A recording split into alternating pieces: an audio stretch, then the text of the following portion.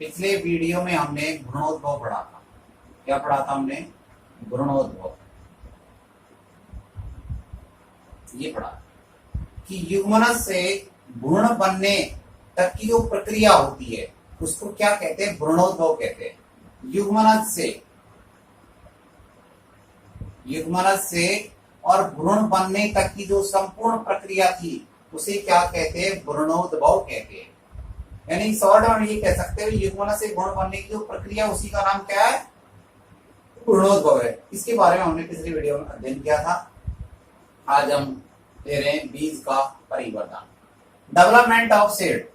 बीज का परिवर्धन क्या है? ये बीज का परिवर्धन। बीज का परिवर्धन कब होगा? द्विनिषेचन हो गया, डबल फर्टिलाइजेशन हुआ तो द्विनिषेचन के बाद में भ्रूण तथा भ्रूणकोश का परिवर्धन होता रहता है। भाई द्विनिषेचन हुआ उसके बाद में भ्रूण का और भ्रूणकोश का इन दोनों का परिवर्तन होता रहता है। भ्रूण का भी और भ्रूणकोश का दोनों का परिवर्तन होता रहता है। साथ साथ में जब इनका परिवर्तन होता रहता है परंतु साथ साथ और क्या होता है कि जो अंडाशय होता है और बीजांड होता है उनमें भी कोई ना कोई परिवर्तन होता रहता है। तो दोनों में परिवर्तन होता रहता है। किस किस में? अंडाशय में भी और बीजांड में भी। अपन इस बात को जानते हैं कि जो अंडाशय है, अंडाशय से क्या बनता है? फल बनता है। अंडाशय से क्या बनता है? फल बनता है। और बीजांड से क्या बनता है? बीज बनता है। तो हमको क्या करना है? आज बीज ही बनाना है हमको। तो बीज किससे बनाना है? बीजांड से बनाना है। किससे बनाना है? बीजांड से बीज का निर्माण करना है। तो बीजांड से बीज का निर्माण किस प्रकार से होता है तो इसको देखते हैं।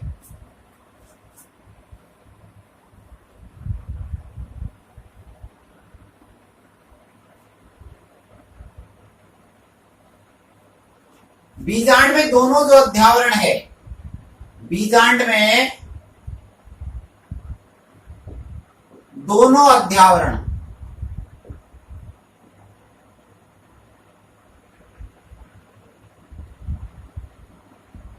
भाई दो अध्यावरण होते हैं बीजांड में। एक बाह्य अध्यावरण होता है, एक अंत अध्यावरण होता है। तो दोनों जो अध्यावरण है ये बीजावरण बनाते हैं। बीजांड में दोनों अध्यावरण से क्या बनता है? दोनों जो अध्यावरण होते हैं बाह्य अध्यावरण और अंत अध्यावरण से बीजावरण बन जाता है। बीजावरण का निर्माण होता है।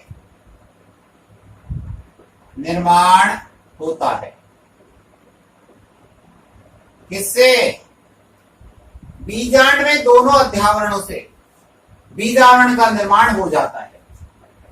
तो बीजांड का जो बीजांड है, इस बीजांड का बाह्य अध्यावरण, बीजांड का जो बाह्य अध्यावरण है ये सूख कर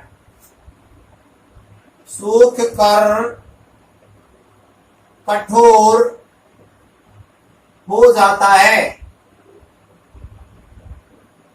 कैसा हो जाता है? बाहर का जो अध्यावरण है, बाह्य अध्यावरण है, ये सूख करके कैसा हो जाता है? और कठोर हो जाता है। यह बाहरी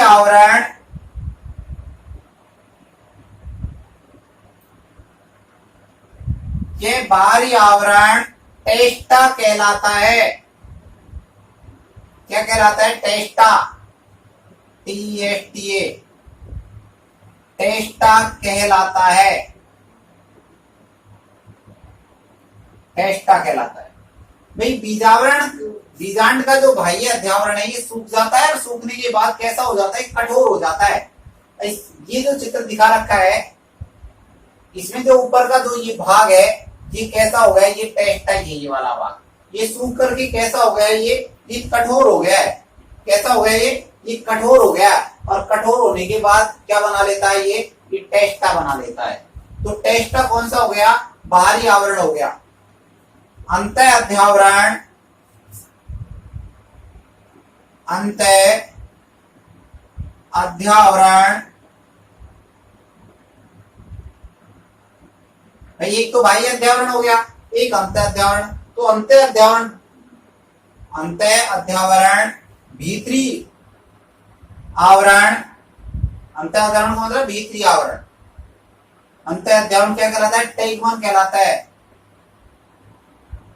टेगमेन क्या कहलाता है? टेगमेन कहलाता है।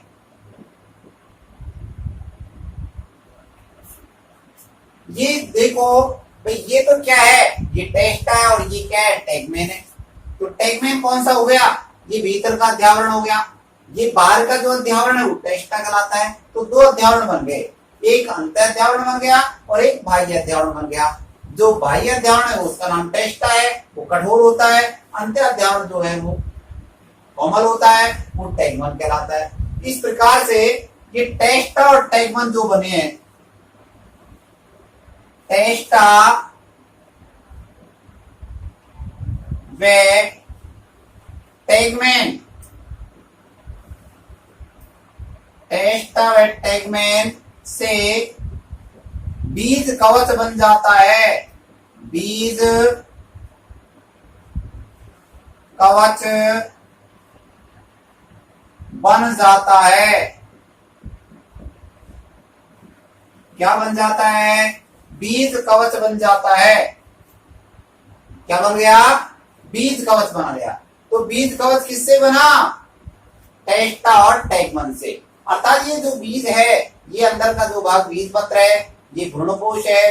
तो इसका जो अंदर का बाहर का जो हो गया टेस्टा और अंदर का टेगमन, तो दोनों अध्यावरण जो है ये क्या बना रहे हैं? ये बीज कवच का निर्माण कर लेते हैं। इस प्रकार से बीज कवच बन जाता है। क्या बन गया?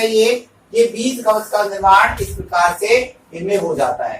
तो ये टेस्टा से और टेगमन से क्या बन गया? बीज कवच का निर्माण हो जाता है। इसके बाद में हम देखते हैं कि कुछ बीज ऐसे होते हैं जो परिपक्व होने के बाद में भ्रूणकोश के चारों ओर एक पतली सी परत बना लेते हैं। क्या बन जाती है? एक पतली सी परत बन जाती है। जो ये पतली सी परत बनती है, जिसको क्या कहते हैं? उसे कहते हैं परिभ्रूणकोश। क्या कहते हैं उसे? परिभ्रूणकोश के नाम से जाना जाता है। क्या कहते हैं उसको? परिभ्रूणकोश कहते हैं। तो परिभ्रूणकोश का निर्माण हो गया है। टेस्टा व टेगमन से क्या बनता है? बीज कवच बन जाता है। तो बाह्य आवरण और अंत आवरण दोनों से क्या बन जाता है? बीज कवच बन जाता है। बीजांड काय का मुख्य भाग भ्रूणीय विकास में काम आ जाता है। जो बीजांड काय का जो मुख्य भाग है वो किस काम में आता है? भ्रूणीय विकास में काम आ जाता है। कुछ पौधों में परिपक्व बीज में भ्रूणकोश के चारों ओर एक पतली परत के रूप में रहता है। कुछ पादप जो ऐसे होते हैं उनमें भ्रूणकोश के चारों ओर जो बीजांड काय है एक पतली परत के रूप में दिखाई देता है। वे पतली परत के रूप में दिखाई देता है, इसी को क्या कहते हैं? परिभ्रूणकोश के नाम से इसको जानते हैं। ये डेफिनेशन ध्यान रखना कि भाई परिभ्रूणकोश क्या होता है। परिभ्रूणकोश तो एक पतली सी एक परत पाई जाती है, तो पतली सी परत के रूप में रहता है, उसी को परिभ्रूणकोश कहते हैं। जैसे काली मिर्च, तो काली मिर्च के ऊपर का जो आवरण है वो क्या होता है? परिभ्रूणकोश ही होता है वो। कुछ पौधों में बीजांड के चारों ओर, कुछ पौधों में बीजांड के चारों ओर आवरण मिलता है। किसके चारों ओर? बीजांड के चारों ओर आवरण मिलता है, जिसे क्या कहते हैं? एरिल कहते हैं। एरिल क्या है? किसे कहते हैं एरिल? कि बीजांड के चारों ओर पाया जाने वाला आवरण, उसी को एरिल कहते हैं। लीची में खाने योग्य जो भाग होता है वो मांसल एरिल ही होता है। तो एरिल किसमें हुआ? लीची में हुआ। तो लीची एग्जाम्पल हो गया इसका कि लीची में खाने योग्य जो भाग होता है वो कौन सा होता है? मांसल एरिल ही होता है।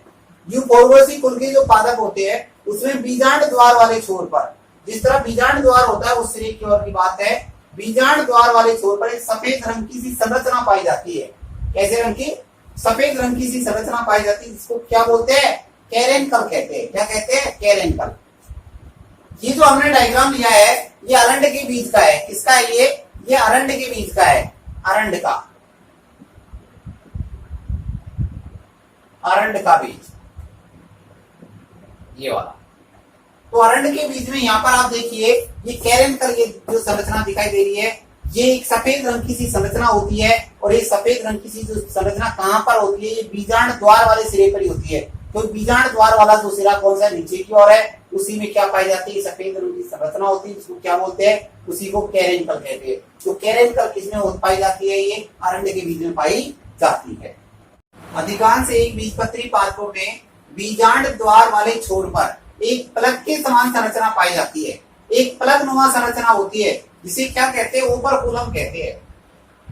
क्या कहते हैं जिसे, ओपरकुलम। तो ओपरकुलम किसमें होता है, एक बीजपत्री पादपों में होता है। और किस तरफ होता है, बीजांड द्वार वाले छोर की ओर होता है। तो बीजांड द्वार वाले छोर पर एक प्लग के समान एक प्लग नुमा संरचना होती है, जो किसमें पाई जाती है, अधिकांश एक बीजपत्री पादपों में पाई जाती है। और वो प्लग नुमा जो संरचना क्या कहलाती है, ओपरकुलम कहलाती है। तो भ्रूणकोश की उपस्थिति के आधार पर जो बीज है वो कितने प्रकार के होते हैं, दो प्रकार के होते हैं। ये किस आधार पर बांटा, ये भ्रूणकोश की उपस्थिति के आधार पर बांटा। कितने प्रकार के, दो प्रकार के। कौन कौन से, एक होता है अभ्रूणकोशी और दूसरा होता है भ्रूणकोशी। एक होता है अभ्रूणकोशी और दूसरा कौन सा होता है, भ्रूणकोशी होता है। अभ्रूणकोशी को कहते हैं गैर एल्बुमिनस बीज।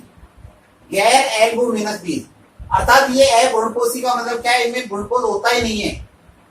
क्यों नहीं होता है, क्योंकि इन बीजों में भ्रूणजब का जब विकास होता है, भ्रूण का जब परिवर्तन होता है, तो भ्रूणकोश का जो भ्रूणकोश है उसका पूर्ण उपयोग कर लिया जाता है। कि जो भ्रूण का जब परिवर्तन हुआ तो पूरा का पूरा जो भ्रूणकोश है उपयोग में आ जाता है, इसलिए इनमें बचता नहीं है। अर्थात ये जो बीज होते हैं भ्रूणकोश रहित होते हैं, क्योंकि पूरा भ्रूणकोश उपयोग में आ जाता है, इसलिए इसका नाम दिया है भ्रूणकोशी। उदाहरण किसमें, मटर में, मूंगफली में और चने में। मटर, मूंगफली और चना ये कैसे बीज है, ये अभ्रूणकोशी बीज है। क्यों है, क्योंकि इनमें पूर्ण जो परिवर्तन, जो भ्रूण का परिवर्तन हुआ तो उसमें जो भ्रूणकोश है उसका पूरा का पूरा उपयोग हो गया था, इसलिए ये जो बीज है वो कैसे है, ये भ्रूणकोश रहित बीज है। दूसरा होता है भ्रूणकोशी या एल्बुमिनस बीज।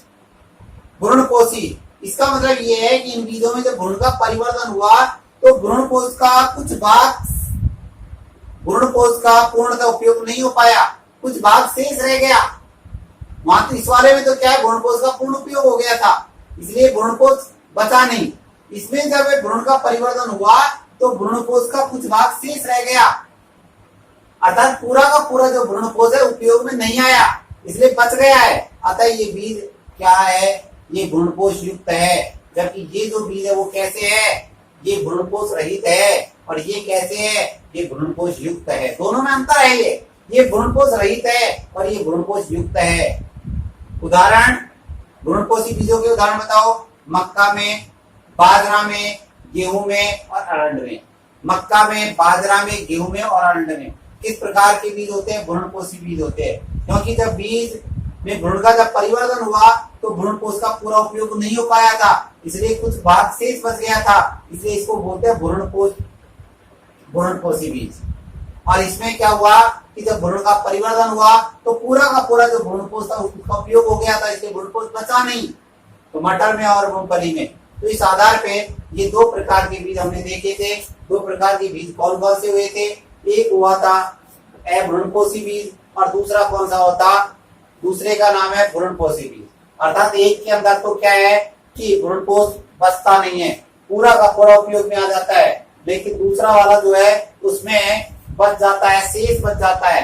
तो इस आधार पर इन्हें दो भागों में वर्गीकृत किया गया था।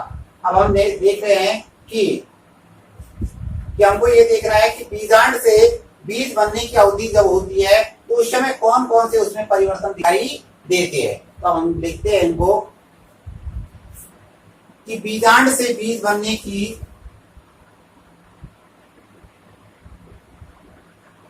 बीजांड से बीज, क्योंकि ये हमको ध्यान में रखना है कि अंडाशय से क्या बनता है, फल बनता है, और बीजांड से क्या बनता है, बीज बनता है। तो बीजांड से जो बीज बनता है उस समय बीजांड से बीज बनने की अवधि में बीज बनने की अवधि में होने वाले परिवर्तन, होने वाले परिवर्तन कि भाई जब बीजांड से बीज बनता है तो उस समय कौन कौन से परिवर्तन होते हैं। तो दो प्रकार के परिवर्तन हम देखेंगे। दो प्रकार के परिवर्तन कौन कौन से होते हैं? एक बीजांड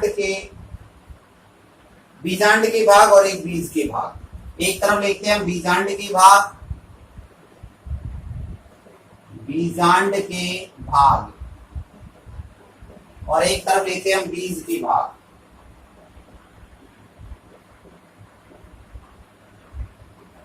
यानी हमने दो पोर्शन कर दिए इसके। कितने भाग बांट दिए इसके? दो भाग बांट दिए। एक कौन सा लिया? एक बीजांड के भाग ले लिए और दूसरे कौन से लिए? बीज के भाग ले लिए। अर्थात एक निषेचन से पूर्व और एक निषेचन के बाद में। तो ये है निषेचन से पूर्व, इनको बोलते हैं निषेचन से पूर्व। ये वाले तो ये निषेचन से पूर्व के है और ये निषेचन के पश्चात के है। निषेचन के पश्चात,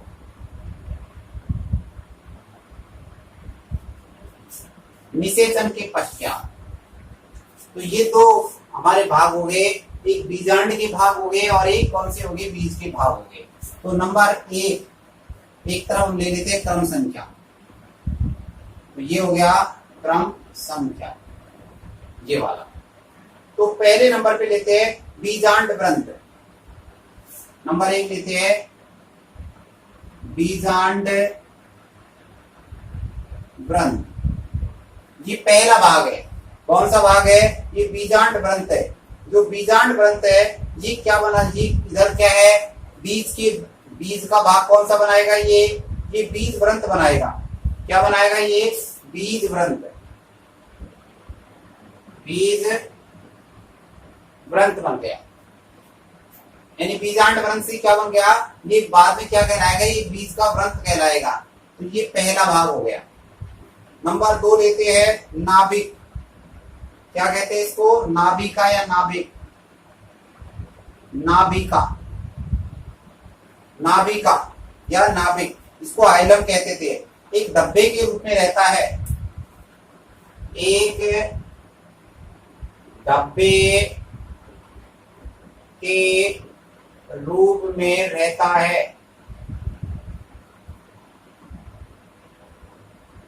है, आप देखते हैं कि चूहे के बीज के ऊपर एक छोटा सा धब्बा सा, एक गड्ढा सा दिखाई देता है। जो गड्ढा सा दिखाई देते है उसी को नाइलम के नाम से जाना जाता है। क्या कहते हैं उसको? नाभिका या आइलम कहते हैं। तो दूसरा भाग कौन सा हो गया इसका? नाभिका हो गया। नंबर 3 लेते हैं बीजांड काय। तीसरा भाग कौन सा है? बीजांड काय।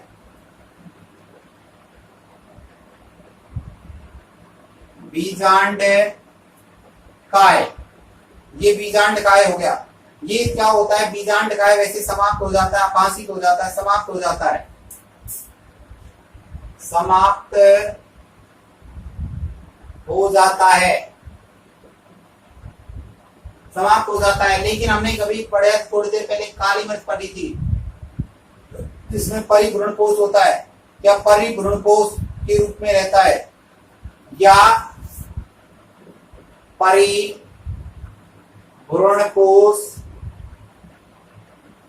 के रूप में रहता है।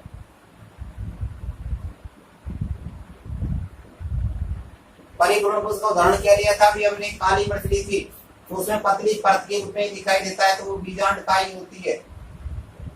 नंबर 4 भाग लेते हैं अंड। क्या लेते हैं? अंड।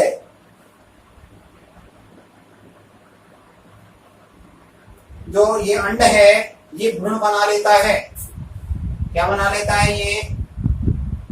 ये भ्रूण बना लेता है। क्या बनाता है? ये भ्रूण का निर्माण करता है। नंबर 5 भ्रूणकोश केंद्रक। भ्रूणकोश केंद्रक, भ्रूणकोश केंद्रक। जो भ्रूणकोश केंद्रक है ये भ्रूणकोश बनाता है। ये क्या बनाता है? ये भ्रूणकोश बनाता है।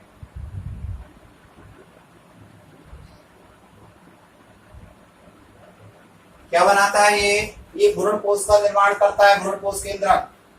नंबर 6 नंबर पे हम लेते हैं सहायक कोशिकाएं, सहायक कोशिकाएं। हमने देखा भी अंड कोशिका होते हैं, उसके दोनों पार्ट्स में एक ही कोशिका होती है, जिनको क्या कहते थे? सहायक कोशिका कहते हैं। तो जो ये सहायक कोशिका है ये विघटित हो जाती है, विघटित हो जाती है,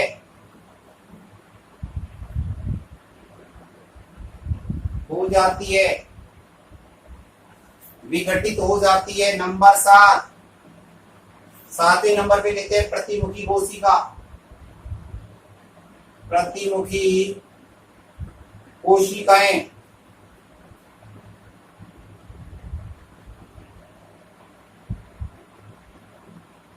किस तरह बताई थी प्रतिमुखी कोशिका? ये निभाग की ओर होती है, और कितनी कोशिका होती है? ये 3 कोशिका होती है। ये प्रतिमुखी कोशिका भी विघटित हो जाती है, ये भी विघटित हो जाती है, ये भी क्या हो जाती है? विघटित हो जाती है। नंबर 8, अंड द्वार,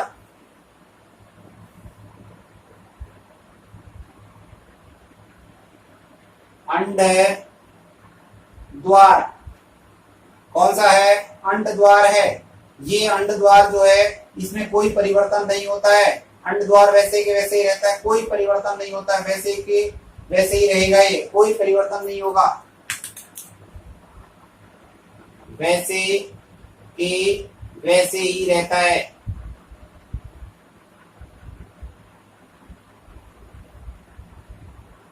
कोई परिवर्तन दिखाई नहीं देगा इसमें, कोई परिवर्तन रहेगा, अंड द्वार तो वैसे ही के वैसे ही रहेगा। नंबर 9 नंबर पर देखते हैं बाह्य अध्यावरण, बाह्य अध्यावरण कौन सा है? बाह्य अध्यावरण। अभी पढ़ा था हमने कि बाह्य अध्यावरण क्या बनाता है? बाह्य बीजचोल बनाता है। अभी थोड़ी देर पहले बताया था, बाह्य बीजचोल बनाता है। जो बाह्य बीजचोल को अंग्रेजी में क्या बोलते हैं? टेस्टा कहते हैं, टेस्टा। क्या बनाता है? टेस्टा बनाता है। और लास्ट नंबर 10, 10वें नंबर पर अंत अध्यावरण, अंत अध्यावरण। जो अंत अध्यावरण है ये अंत बीजचोल बनाता है, जिसको टेगमन कहते हैं, अंत बीजचोल बनाता है ये, अंत बीजचोल, जिसको क्या बोलते हैं? टेगमैन कहते हैं।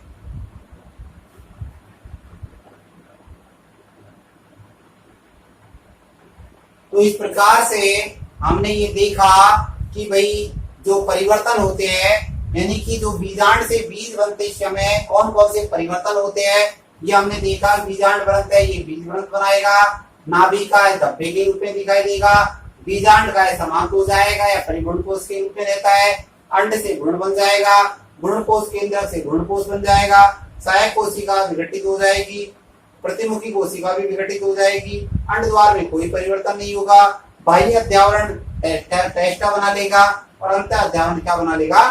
टैगमन का निर्माण कर लेगा। इस प्रकार से आज हमने बीज परिवर्तन, जो बीज का परिवर्तन कैसे हुआ, डेवलपमेंट कैसे हुआ, ये सारी प्रक्रिया आज हमने पढ़ी है। तो इस प्रकार से ये होता है।